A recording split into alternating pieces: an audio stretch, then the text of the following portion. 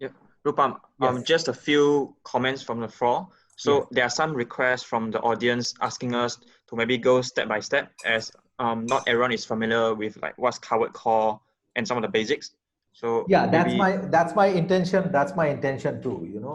So we will go step by step. So till now, just to to bring things back, let me just quickly. So here, so this is where we started with, right? We started with the structure of an option contract. This is literally the first thing which we started with. So, just to summarize, an option has an underlying security. It is associated with a right to purchase or a right to sell. It is associated, it has an expiry date. It has a strike price. It has a multiplier, and it has the premium. That is the here I'm talking of the intrinsic value that is built into the option contract. So I hope this part is clear. That is all we have covered. So I would go step by step and and build it from here. Okay, so we have Rupam, seen this. can you just once again explain the intrinsic value aspect of? Yes, I am going to. I'm going to spend time. So I just touched upon it, Parag. That's Parag, right? Yeah. Yeah, I'm going to explain that. Okay. So now here we are looking at the premiums. Okay. So we are still on that 120 call, 120 strike call option.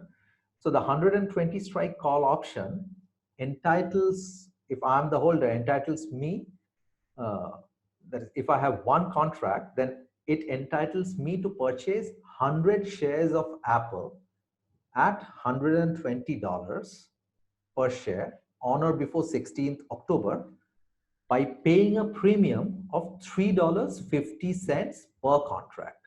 You see, this is the figure that I'm referring to, this $3.50, which means, so this is the premium which I need to pay if I want to buy the option contract. Now, we have already seen that these stock options have a multiplier of 100, which means that the total amount that I need to pay to purchase this option contract is $3.50 multiplied by 100, which is $350. Is this part clear to everybody?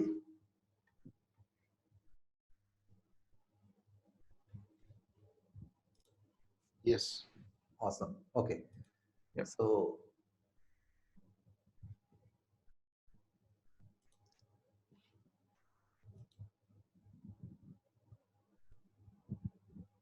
now, Parag, to answer your question, let me just go back to this particular example. Now, here the stock price is at 112. Okay. Now, I'm purchasing the option to buy Apple at 120, which means that at this point of time, and by the way, I had already mentioned that I have the right to exercise my right either on 16th of October or before. Okay. So which means, let's say today is 15th of September. Would I, in my right senses, exercise my right? What do you think? No, of course not. Absolutely. It doesn't make sense, right? Because if I want to buy Apple shares, I would just go to the market and buy them for $112. I mean, why would I exercise my right to buy them for $120?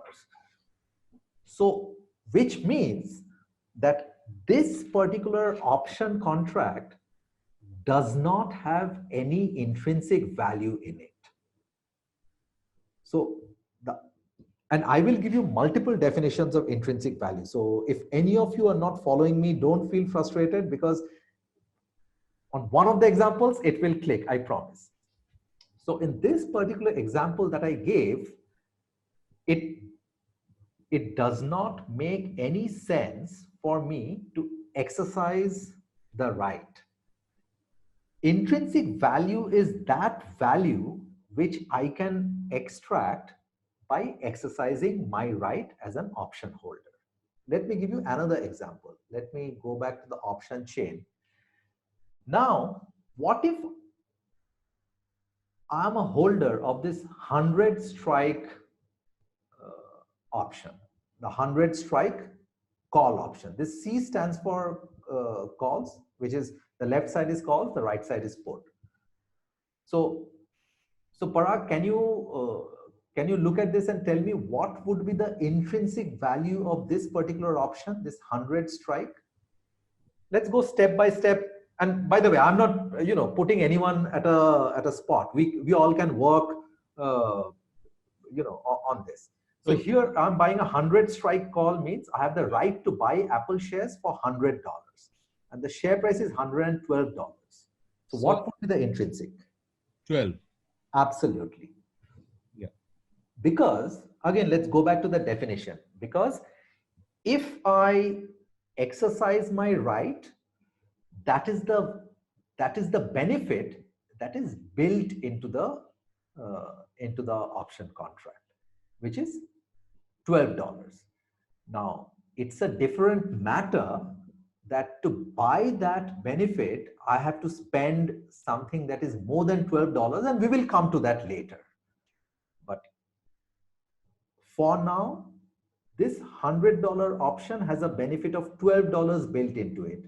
The $105 option has a benefit of $7 built into it. Okay, so the very simple definition of intrinsic value is that if I exercise my option right away, how much will I make? How much will the option make? Which is already built into the option. Now, let me jump the gun and let me ask you. So a put option we have seen is the right to sell the stock. So let's say I own this $120 put option. So what do you think will be the intrinsic value of this particular option? And the share price is also 120, right? No, the share price is 112. This is the share price. Oh, right.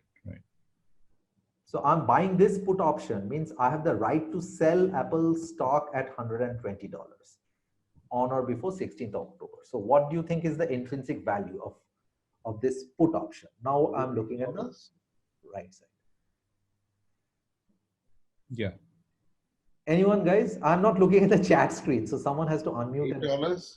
$8, absolutely. $8. Whereas what would be the intrinsic value of the $100 strike put option? Minus $12? It's okay. I mean, it's zero because there is no value. I mean, in option terms, there is no value. See, if I mean, that's a very interesting answer, by the way. So I'm not just brushing it aside. You said minus $12 because in your mind you are thinking in terms of a stock, and you're absolutely right. If I purchase the Apple stock for 112, and if later I'm forced to sell the stock for $100, then my PNL is minus $12. You're absolutely right. But that is what an option does. An option, allows us to get into a position without investing the full amount that we need to buy the stock. So essentially, I mean, I will again go into it later, but essentially, if I'm buying this particular put option, I'm actually paying just the premium, and you see the premium is just $2. So even if Apple shares, I mean, stay at 112, I will obviously not exercise my put option, right? Why would I want to sell Apple shares at 100 when, the market is 112? My maximum loss will not be $12. It's not a negative 12. It will just be whatever I paid for the option.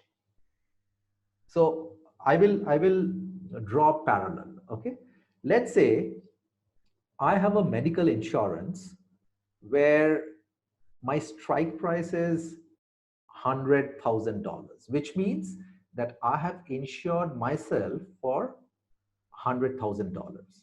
Now I'm admitted for a lengthy procedure, some surgery, and let's say the hospital bill comes to $112,000. Okay, so if I did not have insurance, if I had to pay pay this from my pocket, then I would have been out of pocket by what? I would have been out of pocket by $112,000, right? But because I have insurance, so in this case, the insurance policy is like a out of the money put option. Okay, so in this case, the insurance company will pay this $100,000 to me. So, okay, I will have to pay the entire $112,000, but the insurance company will reimburse the $100,000 to me. And to buy that particular insurance, I had to pay just $2.02. Let me afford this. So is that part clear? Yep. Now, think if I'm insured for $120,000, in such a situation, the insurance company would have paid my entire hospital bill, because the hospital bill is less than what what the strike of the put option is. And my total cost is, in this case, $11.45. So it's very similar to an insurance policy. So Parag, this intrinsic value is clear now, right? Yes, yes, it is. It is. Okay.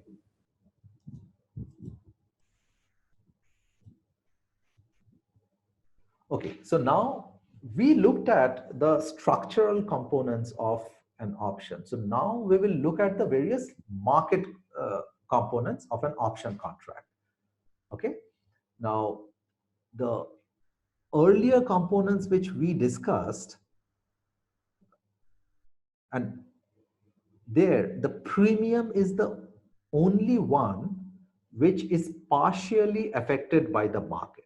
Now, as you can understand, the intrinsic value of the option is not affected by the market.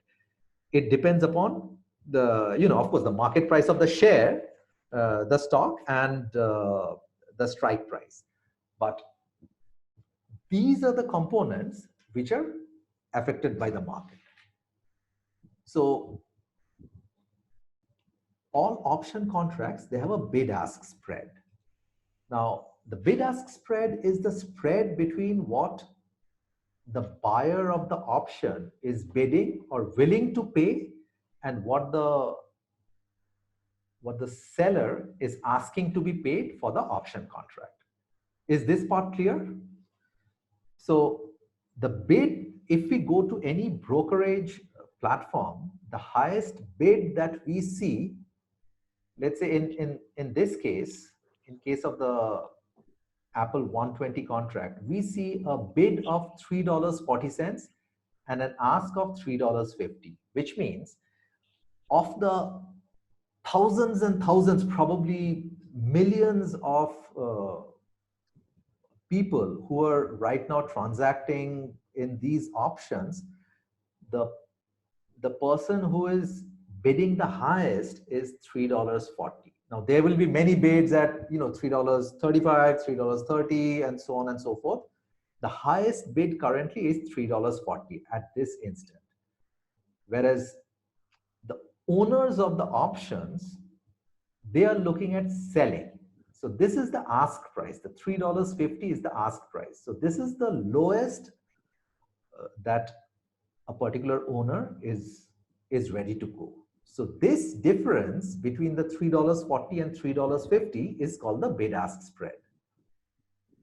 So the total amount the lowest priced seller is asking to be paid for one contract is $350, whereas the total amount the buyer or the highest bidder for one contract is bidding is $340. So then how does it work? I mean, at what price does the option get transacted? At the end of the day, you know, this is like two persons negotiating, and who knows, maybe the final trade will be done at $3.45, or maybe the seller is a little bit more desperate than the buyer, so the seller will go and match the buyer's price, or it can be the other way around. The buyer is desperate for this call option, so the buyer might go up to $3.50, or they might meet midway. So any question on the bid-ask spread? Anyone? Feel free to unmute and ask the question, because this is a very, very important component. And I have to tell you a story. I was sitting in one of the option classes in Singapore. I mean, these guys, they were teaching options, and I was amazed. I mean, I was just checking them out. I was amazed that they completely ignored even talking about a bid-ask spread, as if it doesn't exist, as if it doesn't matter, whereas it's a very, very important factor in our decision making. Often everything else remaining the same, what I do with an option, I mean, the question that Nancy asked, it completely would depend upon this bid-ask spread. So Rupam uncle, I have a question. Yeah. When does the bid end actually? When does the bid end? Like, when do you have to close the bid? Like, if I was going to buy at $3.45, like, when does the bid end? I'm not sure I'm understanding your question. What do you mean by the bid end? I mean, I can keep the bid on as long as I want. So, like, maybe he means when is the transaction being exercised? Oh, the transaction will be done whenever the buyer and the seller agree on a price. Is it correct? Yeah. When is the option being exercised? Oh, no. The option exercise is a different matter. Here we are looking at the market. This is okay. You know what? Let me make life slightly easy for you. Let me stop sharing the screen. I logged into Interactive Brokers, and let me actually go to the brokerage platform and show you what I mean. Share screen. IB. You guys can see my screen? Yeah. Okay, so this is this is a option chain. So as you can see, I have the Apple options open in front of me. Okay, so I was looking at the October 16th. Ouch, we are just 2 minutes away. Damn, I was thinking that I will go and show you the, okay, so please bear with me for another 2 minutes. You can see, in another 2 minutes, the US market is going to open. And of course, it'll Apple is very liquid. So soon we will have all these. I don't subscribe to live market data. I don't need live market data, but very soon you will have these bids and asks populated. So to answer your question, by the way, may I know your name? Who was the person who asked the question? It's me, Atharva. Oh, Atharva, hi. Good to have you here. Okay, so we were talking of the 120 option, right? So if I want to buy a 120 strike call option, so what I will do is, this is the ask column, right? So I will just click here, and what's happening?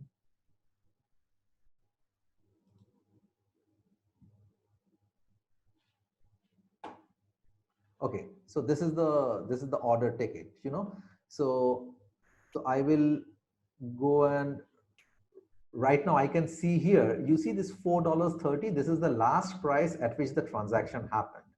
Okay, so maybe, you know, I'm a bit greedy, so I don't want to pay $4.30. So you see this limit price. Just one second.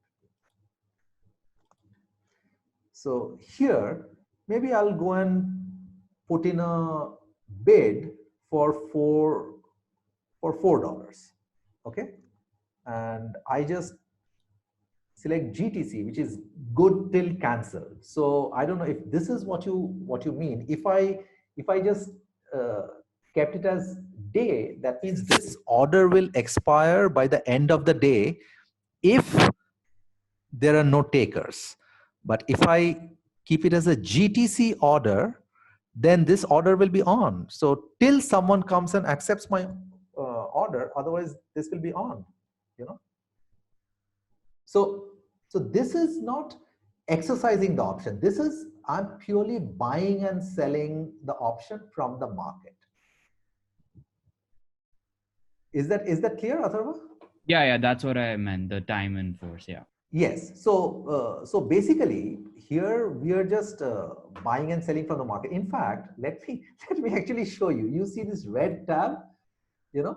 So so this is, and guys, please don't go and replicate this. This is you know, this is just a there's a reason I have put in this order. I mean, I don't expect this order to get filled anytime soon.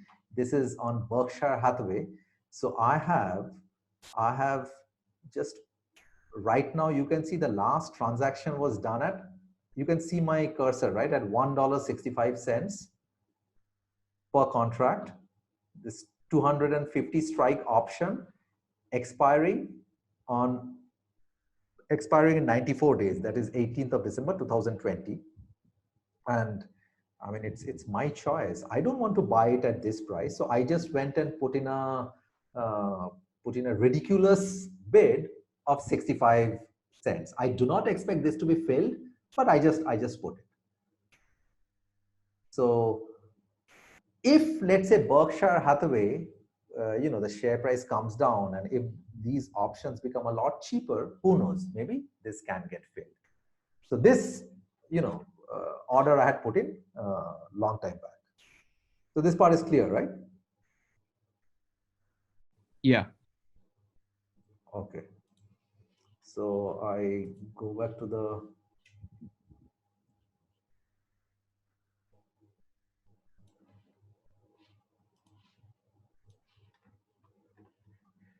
okay. So the so we talked about the bid-ask spread.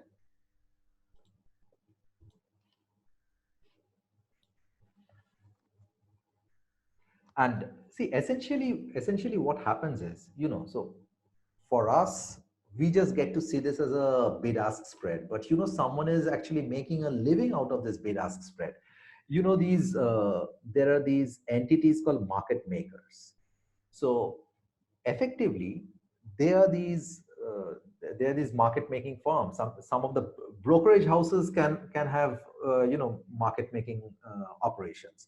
In fact, I'm not very sure whether now the regulations have changed. Vaibhav, do you know if there have been any change in regulation whether brokerage houses can still double up as market makers?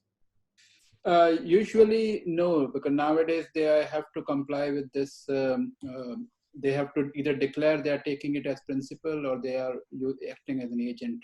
That's and right. Most broker houses, they end up passing the transaction to the exchange. But that's right. That's right. That's what I remember. Yeah. But those who trade on Robinhood and all should remember that their order flow actually ends up with the market maker rather than the real exchange. Yes, that's right. So yeah, I vaguely remembered I had read that, you know, the regulations have changed, but you know, there was a time when the brokerage houses, they could play multiple roles, right?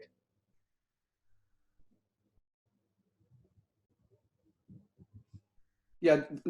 There used to be a time when the brokers would be making the bid offer spread for you, and then they would report the trade to the market. But that can lead into a lot of interesting situations. So the Yeah. regulators clamp down. And obviously, there is a conflict of interest. Vaibhav, for the benefit of our listeners, can you explain this part, like how a market making happens and how does a market maker make money? I'm sure you can do it better than I can. Yeah. So basically, all these two prices which you're seeing, typically in an interactive broker, if you try to place an order, you can only place on one side. So you can either buy at 340 or you can sell at higher than 350. But at the same time, you can't place orders on both the sides together. I mean, that's another of a US regulation for a retail traders or retail investor. But a market maker will be the one who will actually be placing two-sided orders on each of these option series. So let's say if I'm a big market maker like Citadel Security, then it's a big automated trading hedge fund. They would have computers calculating the prices. And each time they would be placing for this Apple 120 call, they would be placing a bid at 335 and they would be placing an offer at 355. And they would be continuously updating this price. Effectively, what they are telling the people is they are willing to buy at 335 and they are willing to sell at 355.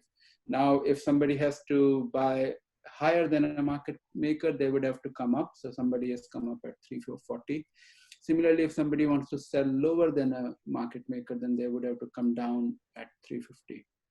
And the market maker makes money using the spread. So effectively at this point, if you see, there is a $10 spread. So each time market maker buys and sells, they would earn $10 on the trade. And that is basically their revenue model, right? That is called crossing the spread. So a market maker would typically buy from someone at 340 and sell to someone at 350, and for every contract they would make $10. And they're doing, like, literally tens of thousands of contracts. So that's how the market makers exactly. Now, Vaibhav just mentioned this, that as retail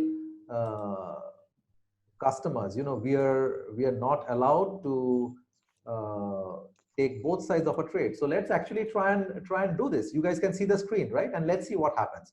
So you can see that I already have this buy order for this particular call, right? 250 strike call for 65. Now, what happens if I try to sell this?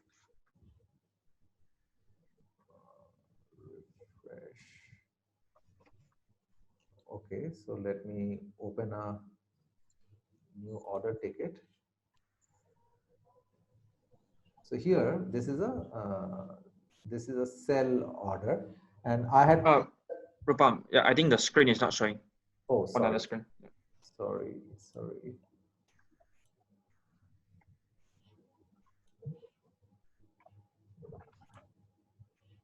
Share screen. Now, can you see? Yep. Okay. So I think I had the buy order was for, I think, 160 contracts or something like that. Let me try to remember. I'm basically trying to, 160 contracts. So I'm basically trying to break the rule here.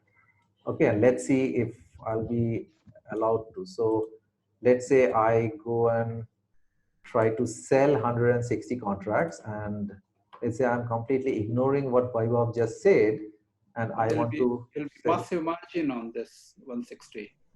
$2. Right. Let's see this out. Let's say $3. Okay. Master account. Now, if I do a transmit. Yep, the screen is switched again. Oh, the screen is gone again. Okay, I want to show you the message which I just got from IB. Just hold on. Let me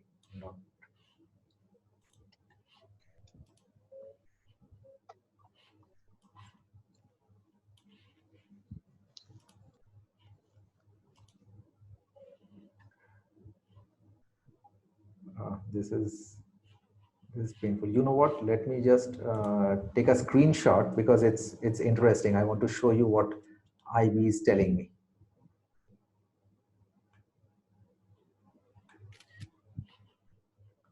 And I will go and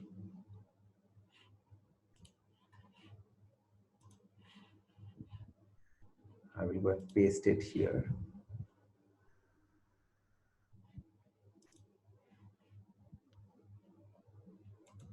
Bear with me, guys.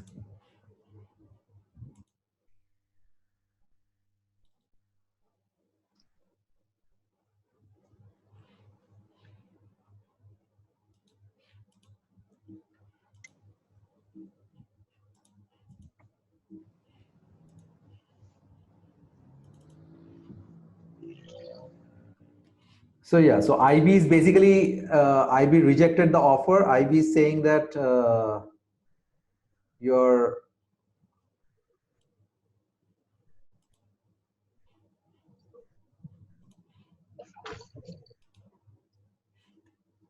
guys can see the screen now? Yep. So IB just gave me this message saying that you cannot have open orders on both sides of the same US option contract. You know, so exactly what Vaibhav said. Whereas if I were a market maker, then Vaibhav, I would have been able to do it, right? Yeah, but if you're a market maker, mostly you won't be trading on IB. Yeah, of course. I mean, yeah, then, okay.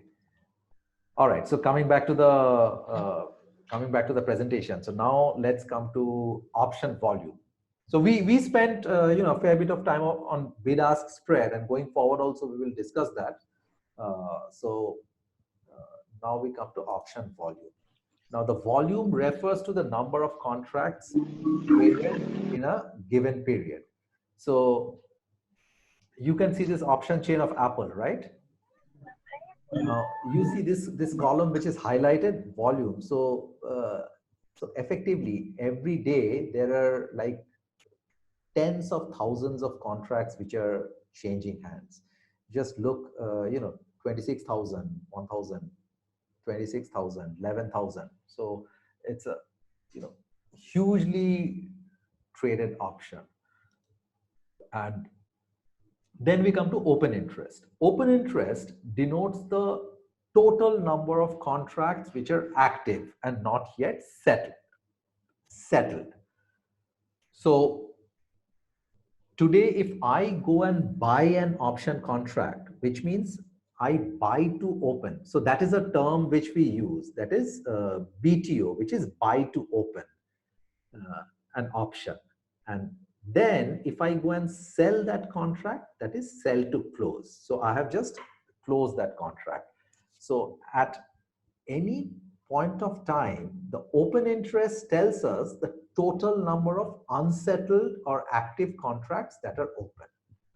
So in case of Apple, again, for this particular expiry, just look at the total number of total open interest.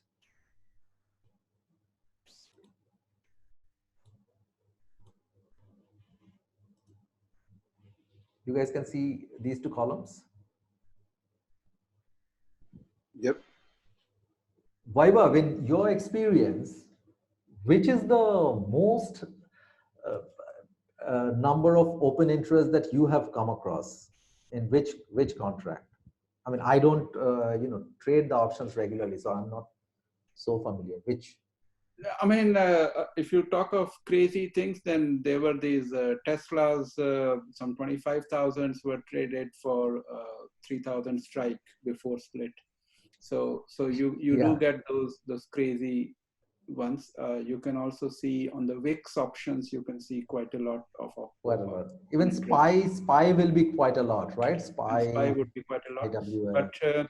But typically when somebody sees open interest, you should multiply that by 100, and that you can see how many numbers of shares are actually under the control of options. Absolutely, because of the multiplier which we talked about.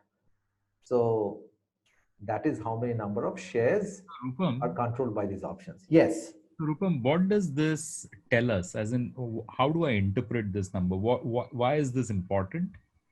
It just to kind of tell us how liquid this is, or what kind of, is it directional in nature, in the sense that there are so many contracts right now which are open, which means what does it really denote? Vaibhav, would you answer this question, please? I'm sure Yeah. you'll have a better answer than I am. I mean, typically taking a guess on direction will not be worthwhile, because there can be variety of reasons why these option contracts, you can see open interest. But the simple rule of thumb is that shows you that at that particular strike, these many buyers and sellers agreed to meet the price. And I would only pay that much attention to that number. But it does indicate that a level of liquidity that, for example, an option strike with high open interest, chances are that you will find better liquidity in the sense of tighter bid-offer spread, usually. But I would not say take a directional view based on just the open interest number. It's just an statistics of what people are expecting to play. Sometimes you can use this numbers and apply a mathematical formula to determine what is called as option pain, which is the lowest strike at which the call and put open interest equalize each other. There's a simple mathematics around it. But again, all the studies have done, and it does not prove that the options settle on the option pain level. So again, I would say this is a statistics which you can use, but you can't derive directional data from this. The way Rupam was saying, the bid and ask spread, it gives him a good understanding of what are people bidding for and what are the sellers ready to sell at. So from my decision making, whether I need to take that particular option or whether I need to exercise, or at least let's say place an order or whatever that is, it gives me some input to make a decision. Likewise, open interest does not give me anything to make any of my buying or selling decisions. Am I right? You are right to an extent, and I will also tell you why I did not answer the question. I asked Vaibhav to answer this question. Frankly speaking, I don't pay too much attention to the open interest because for my purpose, see, for people who are much more regular participant in the options market, they look at these various flows, the volumes, the open interest. But the way we use options, it really doesn't matter, And Parag, you're absolutely right. The thing which I really care about is, is the manifestation of the liquidity of an option is in the bid-ask spread. So as long as the bid-ask spread is tight enough, I'm happy with that. Now, that is what matters, because for me, I mean, when I'm trying to do an option adjustment, I mean, those are, fairly advanced level adjustments. Having a tight bid-ask spread helps. Now here I have taken the example of Apple, because Apple has a fairly tight bid-ask spread, but I can show you, let the markets be open for some more time, then we will go and look at the live data. You will see that there are options where the bid-ask spread is not is very wide, so those are very tricky. You will not be able to do a lot of things, a lot of adjustments. Even closing an option position might become tricky. Now, the only time, Parag, when the open interest mattered to me is, I don't know if you have gone through the case studies which are there in the option series. Now, there is a section where I have included quite a few case studies on Jumia. Now, there was a time where my option position on Jumia was the lion's share of the open interest that was there for that particular strike on Jumia. Let me actually, I can try to see if I can find it, then I can show it to you. I mean, it was very interesting, and I realized that that is something which could become a problem, you know. But subsequently, you know, the open interest increased and all. But I'm talking of just at the time of when I opened the position, and that is what I realized. So imagine if I'm trying to enter an option position, I'm trying to buy 200 contracts of a particular option, and if the open interest is just 10 contracts, then Vaiva, what will happen if something like that happens? I mean, I'll find it difficult to get a fill, right? Not really, because the market makers are always there. Just the lack of open interest does not mean that there is no bid offer spread on that particular strike. Okay. In fact, even your Jumia one, you saw that you were eventually filled, because yes, again, that's right. Yeah, it's not a single strike which a market maker looks at. The market maker looks at the entire set of strikes. So they might sell you a 200 call, and they will hedge it on a 180 call later That's on. right. So, that's right. So again, we don't need to go into market making, how that's done, but they know how to make their money, and we should know how to make our money. Hi. So, yeah, sorry, go ahead. Hi, this is Cecilia. Yeah, Cecilia, hi. A question regarding the bid-ask spread on this slide. I noticed that the bid-ask spread is always 15 cents, right? So I was trying to link it to what you explained just now, that the difference between the bid and ask spread is what the money maker market maker will be making. And then I noticed, like, on the third row, like the AAPL 110 call, the spread is actually like 20 cents, like, you know, 5 cents more than the rest. I'm not too sure if I need to read into it. Does this have any implication? Because no, number one, it varies. I mean, you know, you have to understand, and as I said, because I'm not, you know, trading in the markets, I actually do not. I deal with this data. This is from the software platform which I use to analyze all my option positions, and all these that you see on the screen, these are end of the day data. Okay, these are not the market time data. So it is very possible that, let's say, the 110 call which you see on the screen, you can see the screen right now, right? The 110 call which you see a 750, 770. It is very possible that during the market hours, the bid ask spread would have been much tighter. It's possible that it was 750, 755. You are seeing it slightly wider because these are the, you know, the end of the day figures, and there is no hard and fast rule that it has to be 15 cents. It can be 5 cents, it can be 10 cents. In fact, there are some stocks where you know, it is the increment is in 1 cent. So so you'll see like 752, 754, like that. In case of Apple, it is 5 cents. That is what it is. all right, thank you. So Parag, coming back to your question, I mean, it completely depends upon what you are trying to do. For me, as I mentioned, and you can see, I mean, I'm not even I mean, too knowledgeable about, you know, what is the implication of this open interest, because it frankly never really mattered to me. I mean, I place my orders off market hours. I place a limit order, as I just showed you this Berkshire Hathaway order.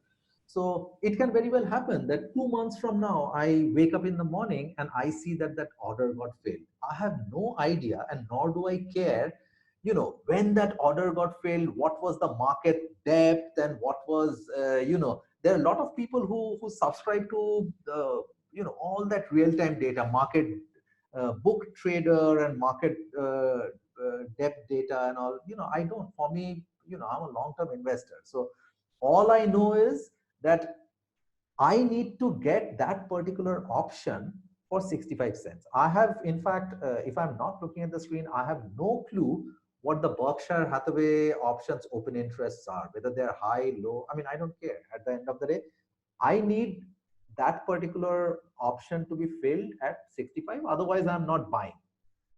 Period. It's clear, right? Yeah, it is. Perfect. All right. So should we move ahead? Okay, so we talked about option volume. We talked about option interest. I mean, I'm just familiarizing you guys with these various, option terms. Okay, so now we move on to the actual call option. So if anyone has any questions, now would be a good time before I move into some examples with the actual options. Rupert? Yes. Jason here. Can I ask a question? Sure. Yeah, I actually want to ask about the option grid. When you buy a call, right? Are you looking at this option grid? Just now you just mentioned about the spread. Do you look at the option grid first before you look at the spread? Sorry. Are you saying option Greek? Yes. Like example, you are buying the call, right? Just now, yes. You look at the spread. Yes. Do you look at the option grid first before you look at the spread that you are choosing? Oh, absolutely. I mean, option Greeks are the most. I mean, the bid-ask spread is important, but even the option Greek comes in even before I get to the bid-ask spread. The bid-ask spread is specific to that particular option, so that matters only when I have decided on that particular option. But which option to buy, which strike to buy, which expiry to buy, that gets decided by the various Greeks. I mean, I would like to have a particular delta. I would like the gamma to be of a certain range. I'm looking at the Vega. So absolutely. And later I'll cover in option series, there is an entire module where we only discuss option Greeks. I mean, I know there are a lot of option trainers. In fact, I know option trainers in Singapore who they themselves have never even heard of option Greeks, and that's a huge risk. I mean, that is where knowing the option Greeks enables you to manage the risks. But today we are not going to talk about option Greeks because this session is mainly directed towards beginners. But in the part 2 of this series, we are going to bring in the option Greeks, and we are going to touch upon what each of those Greek means and what are the implications. Is that okay? Yeah, okay. Thanks, Rupert. Yeah. Any other question? No. Actually, in fact, I interest on the option grid, how you decide to go and select your buy call. Oh yeah, absolutely. I mean, we will cover it. In fact, we discuss a lot in the option series, and also I don't know if you're on the investment forum group.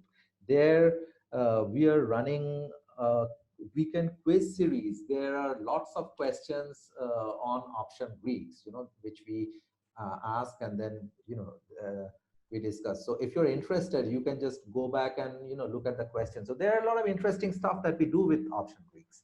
Okay. And we have some people here who are very, very knowledgeable, and they also can chip in, like Vaibhav, who has kindly agreed to help out with this, Fabian, then many of the other people who are much more advanced. I mean, they're very familiar with option Greeks. Okay, so we come to a call option. So the call option is, sorry. Yeah, I think there are a few more questions on call options, so I'll just read them out and then probably you can address it when you're talking about calls. Okay, sure. So the first one is from Ruth, asking about on call options, whether are there any guiding principles on when do we enter into those calls and close it? And then the other question on call is more of a specific example by Jennifer. Ruth's question I can answer right away, that yes, absolutely, there are a lot of guiding principles. And these principles will only become clear once kind of you, I don't know at what stage of option knowledge you're in, Ruth, but once you progress, once you understand, like the Greeks are very important considerations. What is your objective? Why do you want to buy a call option? So absolutely, there are many different factors which finally boil down to, I mean, the decision boils down to, many different factors which we have to take into consideration. Yep. Thank you very much, Rupam. Maybe you may want to kind of like, let me know if that is going to be covered like today, or is it already like? No, I will cover. There's a lot to cover. So I'll definitely come up with, some examples and some of the stuff that we are looking at. Okay, great. Thank you. Yeah, Fanlia? Yep. And then the other one on call is just from Jennifer. And this is on a specific example on Facebook where she has bought a call contract with 310 strike price, expiring 18 December this year. Okay. Because she was bullish on Facebook then, but the market actually turned the other way around. Okay. So she's struggling now, thinking that, oh, the business is wonderful and should be on an uptrend, but now the market had turned, so it's on a unrealized, I assume, an unrealized loss now. So she's not sure whether she should just close it. Okay, Jennifer, first of all, let us address that question slightly later after we go through the call option. See, I have to mention here. Number one, we can't provide any specific recommendation on any particular position. We are not authorized to do that. That is number one. So I will, not now, not ever be able to tell you that, oh yeah, it's a good idea to close this, or it's a good idea to. What I can do is I can encourage you to look at a few different aspects, and then guide you towards making the decision yourself. I think that is the right approach. In MoneyWise Smart, in our option series, we don't believe in giving the fish, we believe in teaching people how to fish. Now, having said that, as I mentioned earlier today, and also, people who are our subscribers, they know that we are not traders. So for us, of course, I mean, Facebook is a business I personally like, and some of the examples which I'm going to give today are using Facebook, but I would personally not, buy a short-term call option because I have any bullish notion about the short-term price movement. In fact, I have absolutely no idea in the short term where, in fact, I frankly don't even know where Facebook stock price is right now. I know that sometime back it had retraced a bit. And by the way, I have long call options on Facebook. I mean, I'm sitting on that, but those are very long-term, and I haven't paid for them from my pocket. There are ways in which I funded them. So I will, if you're interested, I can show them to you, but it's very difficult for us to say in the short term what's going to have, in fact, not difficult, it's impossible. I have no idea where Facebook is going to go, in the short term in terms of share price. I can possibly make an intelligent guess of, what is the range of earnings that Facebook will announce, let's say a year or 2 years from now, and there's a high chance that I might be wrong. In terms of short-term share price, I'm sorry, I'm completely clueless, because that is not the game that we play, so we don't trade, and we don't need to know where the short-term share price will go to. Pandya? I know it was not a good answer, but that is what it is. Are there any other questions on call, or should I first move ahead with the call? I think no other questions now, but probably just one question inside of the webinar. How long would this session last? Okay, our webinars are typically open-ended. I mean, we make it a point to ensure that we address as many questions as we can. Now, knowing that we were expecting a lot of questions and discussions, and that's the reason I'm going to break this webinar into 2 sessions. So, I mean, till I have energy left, we will go on till we have some questions left. But you know, if anyone needs to leave, you know, we are recording the session, so you can always later check the recording. I just have to drop my kids off at school, so that was the reason why I asked that question. Oh, okay. No issues. I mean, you know, we are recording it. Yeah, probably I'll check the recording on your website. Sure, not a problem. Thank you. Okay, so we move with call option. So call option is basically the right to buy 100 shares or any underlying security at a certain strike price on or before the expiry date of the option. Now, you heard me say this multiple times. You heard me say on or before. Now, here I have to make a comment. There is no slide where I have mentioned this, but there are 2 types of options. You have the American type option and you have the European type option. Now, I frankly don't know what was the origin of that. I never looked up, but the American option, it is not that it has got something to do with options which are trading in America and European options are trading in Europe. No. American style options mean that these options can be exercised anytime on or before the expiry date of the option. So the examples that we are showing here, and you know, all these options which are all these stock options which are listed in the US exchanges, they are American style options. So you can exercise them anytime. Whereas European style options are those which can only be exercised on the expiry date. They cannot be exercised before the expiry date. Okay, now, is this distinction clear?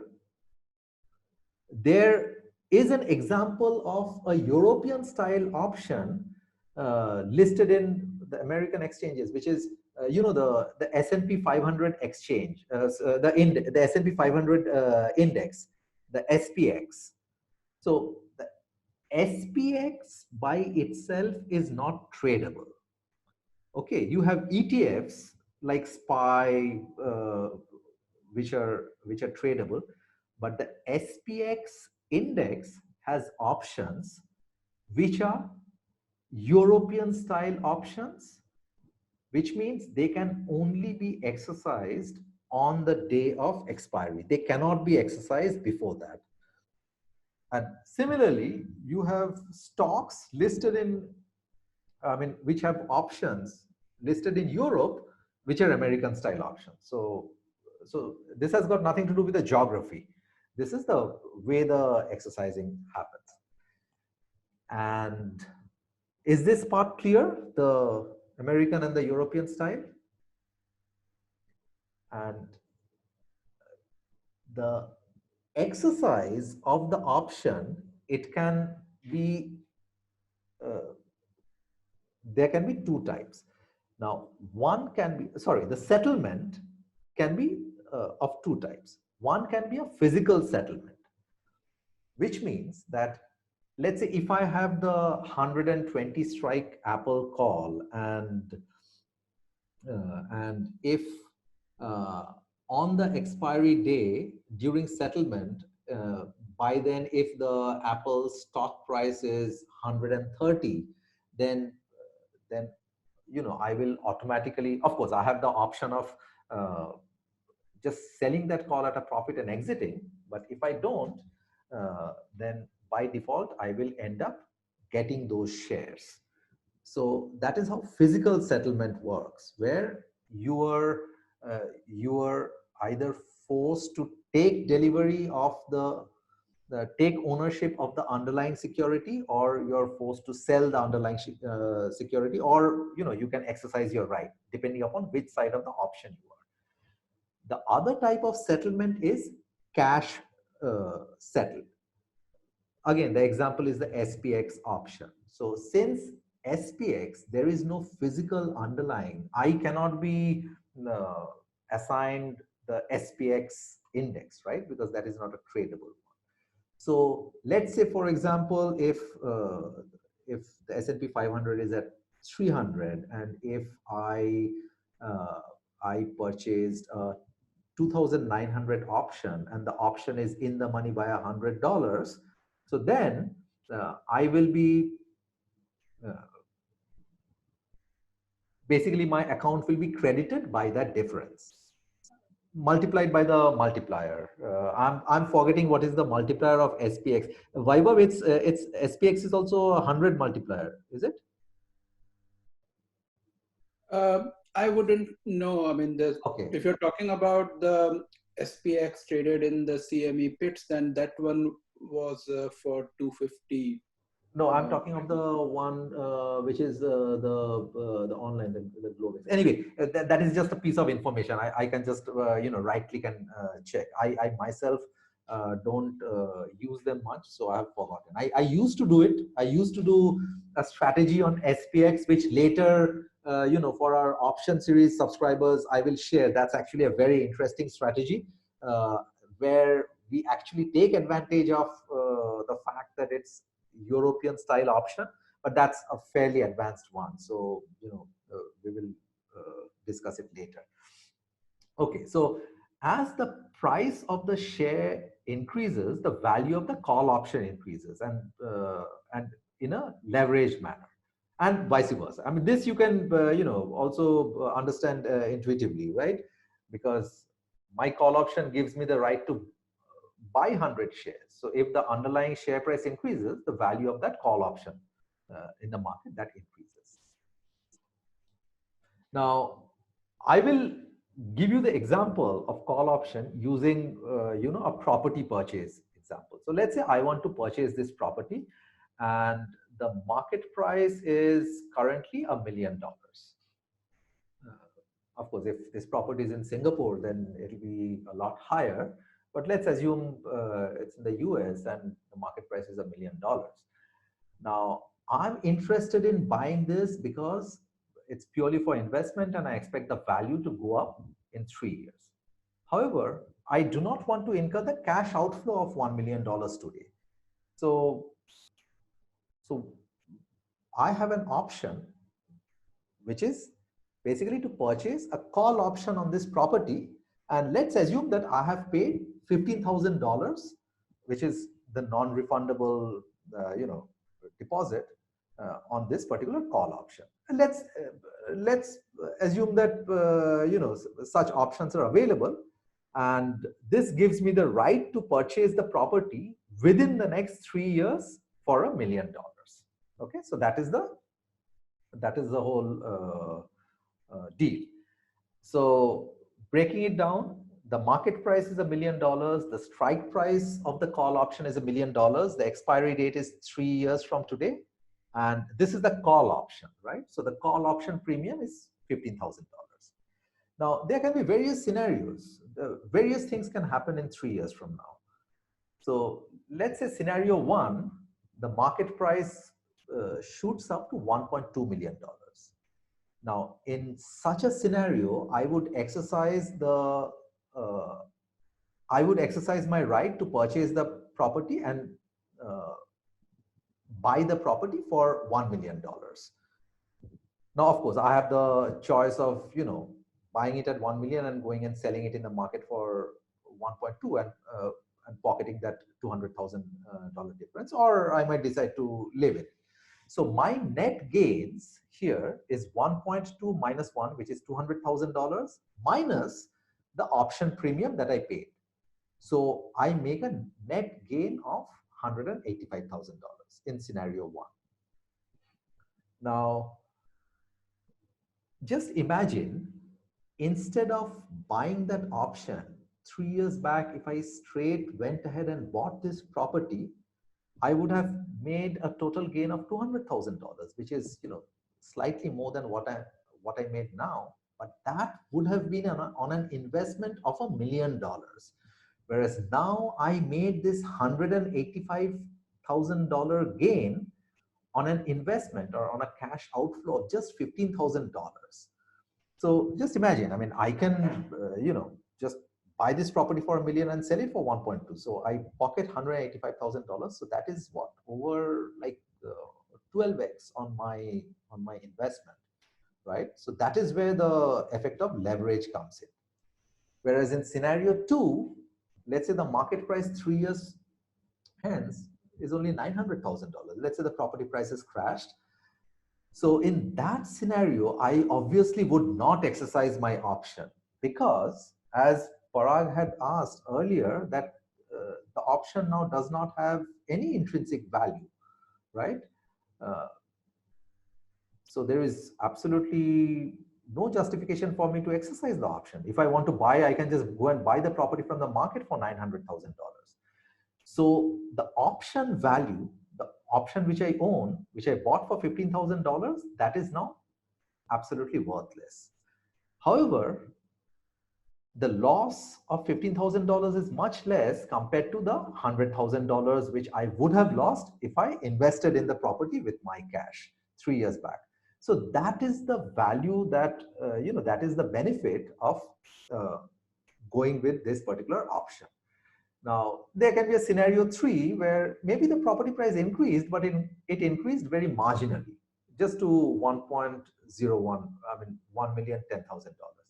So there, if I exercise the option, then my gains on the property would be 10,000, but however, I have already paid 15,000 for the option. So my net loss is 5K.